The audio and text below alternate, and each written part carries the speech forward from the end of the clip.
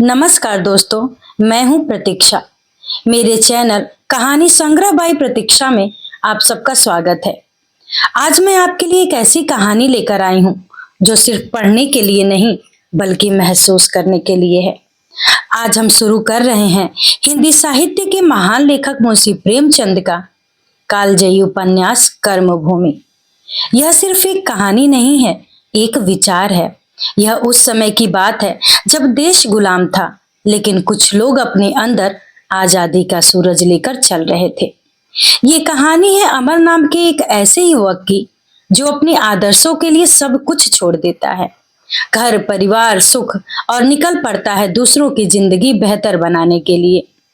तो आइए इस आवाज और शब्दों की यात्रा में मेरे साथ चलिए, जहां हर मोड़ पर आपको कुछ सोचने, कुछ समझने और कुछ बदलने का मौका मिलेगा। चलिए शुरू करते हैं कर्मभूमि का पहला अध्याय। हमारे स्कूलों और कॉलेजों में जिस तत्परता से फीस वसूल की जाती है, शायद मालगुजारी भी उतनी सख्ती से नहीं वसूल की जाती होगी। महीने में एक दिन नियत कर दिया जाता है, उस दिन फीस का दाखिला होना अनिवार्य है। या तो फीस दीजिए या नाम कटवाइए, या जब तक फीस न दाखिल हो रोज कुछ जुर्माना दीजिए। कहीं कहीं ऐसा भी नियम है कि उसी दिन फीस दुगनी कर दी जाती है, और किसी दूसरी तारीख को दुगनी फीस न दी तो नाम कट जाता है। काशी के क्वींस कॉलेज में यही नियम था। 7वीं तारीख को फीस न दो तो 21वीं तारीख को दुगनी फीस देनी पड़ती थी, या नाम कट जाता है। ऐसे कठोर नियमों का उद्देश्य इसके सिवा और क्या हो सकता था कि गरीबों के लड़के स्कूल छोड़कर भाग जाएं। वहीं हृदयहीन दफ्तरी शासन जो अन्य विभागों में है, हमारे शिक्षालयों में भी है। वह किसी के साथ रियायत नहीं करता। चाहे जहां से लाओ, कर्ज लो, गहने गिरवी रखो, लोटा थाली बेचो, चोरी करो, मगर फीस तो जरूर दो। नहीं, दूनी फीस देनी पड़ेगी या नाम कट जाएगा। जमीन और जायदाद के कर वसूल करने में भी कुछ रियायत की जाती है। हमारे शिक्षालयों में नरमी को घुसने ही नहीं दिया जाता है। वहां स्थायी रूप से मार्शल लॉ का व्यवहार होता है। कचहरी में पैसे का राज है, हमारे स्कूलों में भी पैसे का राज है। उससे कहीं कठोर, कहीं निर्दय। देर में आइए तो जुर्माना, न आइए तो जुर्माना, सबक न याद हो तो जुर्माना, किताबें न खरीद सकिए तो जुर्माना, कोई अपराध हो जाए तो जुर्माना। शिक्षालय क्या है? जुर्मानालय है। यही हमारी पश्चिमी शिक्षा का आदर्श है, जिसकी तारीफों के पुल बांधे जाते हैं।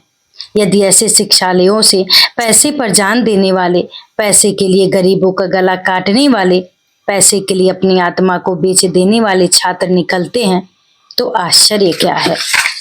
आज वही वसूली की तारीख है। अध्यापकों की मेजों पर रुपयों के ढेर लगे हैं। चारों तरफ खनाखन की आवाजें आ रही हैं। सर्राफे में भी रुपयों की ऐसी झंकार कम सुनाई देती है। हर एक मास्टर तहसील का चपरासी बना बैठा है। जिस लड़के का नाम पुकारा जाता है वह अध्यापक के सामने आता है और फीस देता है और अपनी जगह पर आकर बैठ जाता है। मार्च का महीना है। इसी महीने में अप्रैल, मई और जून की फीस भी वसूल की जा रही है। इम्तिहान की फीस भी ली जा रही है। 10वें दर्जे में तो एक एक लड़के को 40 रुपए देने पड़ रहे हैं। अध्यापक ने 20वें लड़के का नाम पुकारा, अमरकांत। अमरकांत गैर हाजिर था। अध्यापक ने पूछा, क्या आज अमरकांत नहीं आया? एक लड़के ने कहा, आए तो थे, शायद बाहर चले गए हों। क्या फीस नहीं लाया है? किसी लड़के ने जवाब नहीं दिया। अध्यापक की मुद्रा पर खेद की रेखा झलक पड़ी। अमरकांत अच्छे लड़कों में था। बोले, शायद फीस लाने गया होगा। इस घंटे में न आया तो दूनी फीस देनी पड़ेगी। मेरा क्या अख्तियार है? दूसरा लड़का चले गोवर्धन दास। सहसा एक लड़के ने पूछा, अगर आपकी इजाजत हो तो मैं बाहर जाकर देखूं। अध्यापक ने मुस्कुराकर कहा, घर की याद आई होगी, खैर जाओ, मगर 10 मिनट के अंदर आ जाना। लड़कों को बुला बुलाकर फीस लेना मेरा काम नहीं है। लड़के ने नम्रता से कहा, अभी आता हूं, कसम ले लीजिए जो हाथे के बाहर आऊं। यह इस कक्षा के संपन्न लड़कों में था। बड़ा खिलाड़ी, बड़ा बैठकबाज। हाजिरी देकर गायब हो जाता तो शाम की खबर लाता। हर महीने फीस की दूनी रकम जुर्माना दिया करता था। गोरे रंग का लंबा छरहरा शौकीन युवक था, जिसके प्राण खेल में बसते थे। नाम था मोहम्मद सलीम। सलीम और अमरकांत दोनों पास पास बैठते थे। सलीम को हिसाब लगाने या तजुर्मा करने में अमरकांत से विशेष सहायता मिलती थी। उसकी कॉपी से नकल कर लिया करता था। इससे दोनों में दोस्ती हो गई थी। सलीम कवि था, अमरकांत उसकी गजलें बड़े चाव से सुनता था। मैत्री का यह एक और कारण था। सलीम ने बाहर जाकर इधर उधर निगाह दौड़ाई। अमरकांत का कहीं पता न था। जरा और आगे बढ़े तो देखा वह एक वृक्ष की आड़ में खड़ा है। पुकारा, अमरकांत, ओ बुद्धूलाल, चलो फीस जमा करो, पंडित जी बिगड़ रहे हैं। अमरकांत ने अचकन के दामन से आंखें पोंछ ली और सलीम की तरफ आता हुआ बोला, क्या मेरा नंबर आ गया है? सलीम ने उसके मुंह की तरफ देखा तो आंखें लाल थी। वह अपने जीवन में शायद ही कभी रोया हो। चौंक कर बोला, अरे तुम रो रहे हो, क्या बात है? अमरकांत सांवले रंग का छोटा सा दुबला पतला कुमार था। अवस्था 20 की हो गई थी, पर अभी मस्से भी न भीगी थी। 14-15 साल का किशोर सा लगता था। उसके मुख पर एक वेदनामय दृढ़ता, जो निराशा से सब बहुत कुछ मिलती जुलती थी, अंकित हो रही थी। मानो संसार में उसका कोई नहीं है। इसके साथ ही उसकी मुद्रा पर कुछ ऐसी प्रतिभा, कुछ ऐसी मनस्विता भी थी कि एक बार उसे देखकर फिर भूल जाना कठिन था। उसने मुस्कुराकर कहा, कुछ नहीं जी, रोता कौन है? आप रोते हैं और कौन रोता है? सच बताओ क्या हुआ है? अमरकांत की आंखें फिर भर आईं। लाख यत्न करने पर भी आंसू न रुक सके। सलीम समझ गया। उसका हाथ पकड़कर बोला, क्या फीस के लिए रो रहे हो? भले आदमी मुझसे क्यों न कह दिया, तुम मुझे भी गैर समझते हो। कसम खुदा की, बड़े नालायक आदमी हो। ऐसे आदमी को गोली मार देनी चाहिए। दोस्तों से भी यह गैरियत। चलो क्लास में, मैं फीस दिए देता हूँ। जरा सी बात के लिए घंटे भर से रो रहे हो। वह तो कहो मैं आ गया, नहीं तो आज जनाब का नाम ही कट गया होता। अमरकांत को तसल्ली तो हुई, पर अनुग्रह के बोझ से उसकी गर्दन दब गई। बोला, क्या पंडित जी आज मान न जाएंगे? सलीम ने खड़े होकर कहा, पंडित जी के बस की बात थोड़ी ही है, यही सरकारी कायदा है। मगर हो तुम बड़े शैतान। वह तो खैरियत हो गई, मैं रुपए लेता आया था, नहीं तो तुम खूब इम्तिहान देते। देखो आज एक ताजा गजल कही है, पीठ सहला देना। आपको मेरी वफा याद आई? खैर है, आज यह क्या याद आई? अमरकांत का व्यथित चित्त इस समय गजल सुनने को तैयार न था, पर सुने बगैर काम भी तो नहीं चल सकता था। बोला, नाजुक चीज है, खूब कहा है, मैं तुम्हारी जुबान की सफाई पर जान देता हूँ। सलीम, यही तो खास बात है भाई साहब। लफ्जों को झंकार का नाम गजल नहीं है। दूसरा शेर सुनो। फिर मेरे सीने में एक हुक उठी, फिर मुझे तेरी अदा याद आई। अमरकांत ने फिर तारीफ की, लाजवाब चीज है, कैसे तुम्हें ऐसे शेर सूझ जाते हैं? सलीम हंसा, उसी तरह जैसे तुम्हें हिसाब और मजमून सूझ जाते हैं, जैसे एसोसिएशन में स्पीच दे लेते हो। आओ पान खाते चलें। दोनों दोस्तों ने पान खाए और स्कूल की तरफ चले। अमरकांत ने कहा, पंडित जी बड़ी डांट बताएंगे। फीस ही तो लेंगे, और जो पूछे अब तक कहाँ थे, कह देना फीस लाना भूल गया था। मुझसे तो न कहते बनेगा, मैं साफ साफ कह दूंगा, तो तुम पिटोगे भी मेरे हाथ से। संध्या समय जब छुट्टी हुई और दोनों मित्र घर चले, अमरकांत ने कहा, तुमने आज मुझ पर जो एहसान किया है। सलीम ने उसके मुंह पर हाथ रखकर कहा, बस खबरदार, जो मुंह से एक आवाज भी निकाली, कभी भूल कर भी इसका जिक्र न करना। आज जलसे में आओगे? मजमून है क्या? मुझे तो याद नहीं। अजी वही पश्चिमी सभ्यता है, तो मुझे 2-4 पॉइंट बता दो, नहीं मैं वहां कहूंगा क्या? बताना क्या है, पश्चिमी सभ्यता की बुराइयां हम सब जानते ही हैं, वही बयान कर देना। तुम जानते होगे, मुझे तो एक भी नहीं मालूम। एक तो यह तालीम ही है, जहां देखो वहीं दुकानदारी, अदालत की दुकान, इल्म की दुकान, सेहत की दुकान। इस एक पॉइंट पर बहुत कुछ कहा जा सकता है। अच्छी बात है, आऊंगा। अमरकांत के पिता लाला समरकांत बड़े उद्योगी पुरुष थे। उनके पिता केवल एक झोपड़ी छोड़कर मरे थे, मगर समरकांत ने अपने बाहुबल से लाखों की संपत्ति जमा कर ली थी। पहले उनकी एक छोटी सी हल्दी की आड़त थी। हल्दी से गुड़ और चावल की बारी आई। 3 बरस लगातार उनके व्यापार का क्षेत्र बढ़ता ही गया।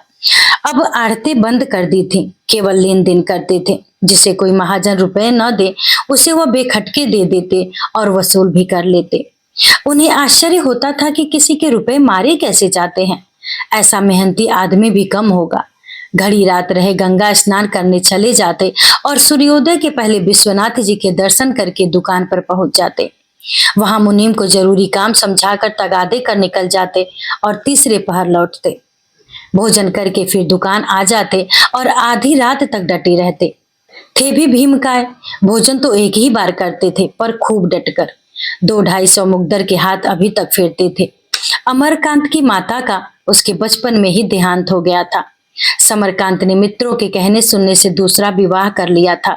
उस 7 साल के बालक ने नई माँ का बड़े प्रेम से स्वागत किया, लेकिन उसे जल्द मालूम हो गया कि उसकी नई माता उसकी जिद और शरारतों को उस क्षमा दृष्टि से नहीं देखती जैसे उसकी माँ देखती थी।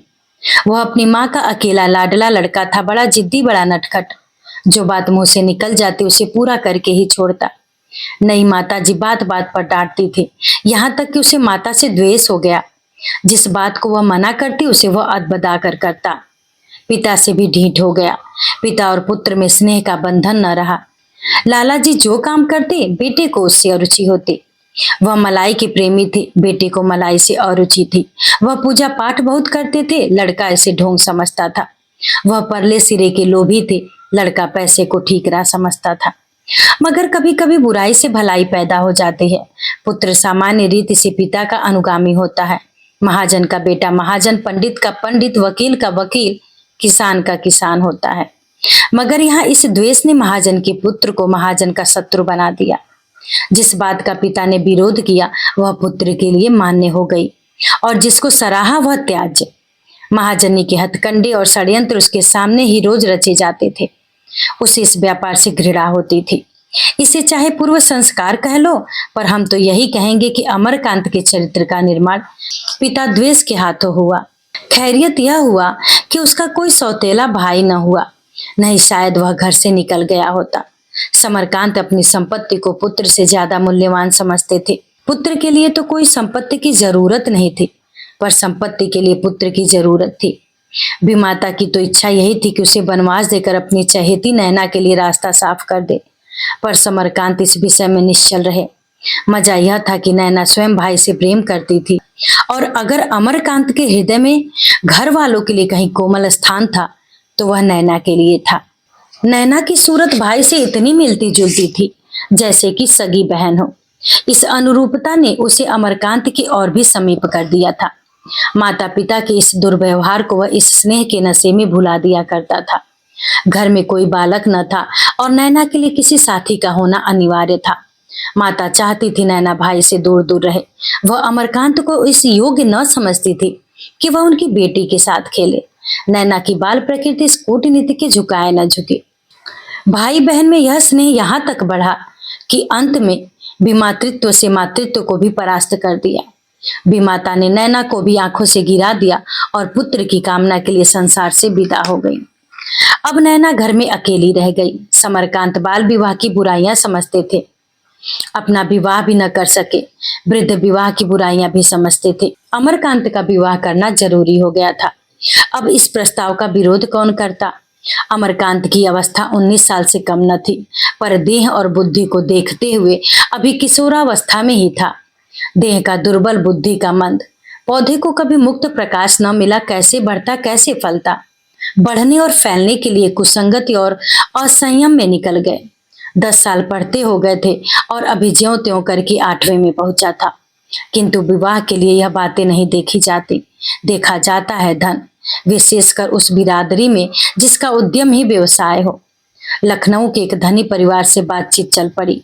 समरकांत की तो लार टपक पड़ी। कन्या के घर में विधवा माता के सिवा निकट का कोई संबंधी न था और धन की कहीं थाह नहीं। ऐसी कन्या बड़े भागों से मिलती है। उसकी माता ने बेटे की साध बेटी से पूरी की थी। त्याग की जगह भोग, शील की जगह तेज, कोमल की जगह तीव्र का संस्कार किया था। सिकुड़ने और सिमटने का उसे अभ्यास न था। और यह युवक प्रकृति की युवती ब्याही गई युवती प्रकृति के युवक से, जिसमें पुरुषार्थ का कोई गुण नहीं। अगर दोनों के कपड़े बदल दिए जाते तो एक दूसरे के स्थानापन्न हो जाते। दबा हुआ पुरुषार्थ ही स्त्रीत्व है। विवाह हुए 2 साल हो गए थे, पर दोनों में कोई सामंजस्य न था। दोनों अपने अपने मार्ग पर चले जाते थे। दोनों के विचार अलग, व्यवहार अलग, संसार अलग। जैसे दो भिन्न जलवायु के जंतु एक पिंजरे में बंद कर दिए गए हों। हाँ, तभी अमरकांत के जीवन में संयम और प्रयास की लगन पैदा हो गई थी। उसकी प्रकृति में जो ढीलापन, निर्जीवता और संकोच था, वह कोमलता के रूप में बदलता जाता था। विद्या अभ्यास में उसे अब रुचि हो गई थी। हालांकि लाला जी अब उसे घर के धंधे में लगाना चाहते थे। वह तार-वार पढ़ लेता था और इससे अधिक योग्यता की उनकी समझ में जरूरत न थी। पर अमरकांत उस पथिक की भांति जिसने दिन विश्राम में काट दिया हो, अब अपने स्थान पर पहुंचने के लिए दूने बेग से कदम बढ़ाए चला जाता था। मिलते हैं अगले अध्याय में।